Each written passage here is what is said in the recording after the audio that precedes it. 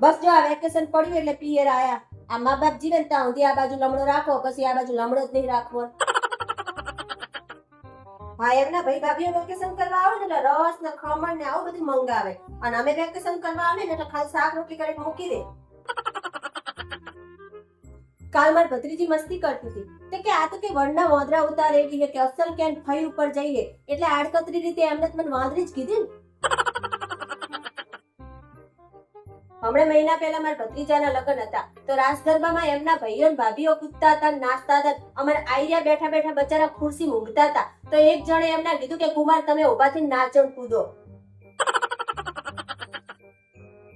ભાઈ આપણો પક્ષ લે ને તો બચારાને રાતે હે મોટી મોટી આંખો કાઢીને બીવડાવે, પછી શું ભાઈ બચારો આપણો પક્ષ લે.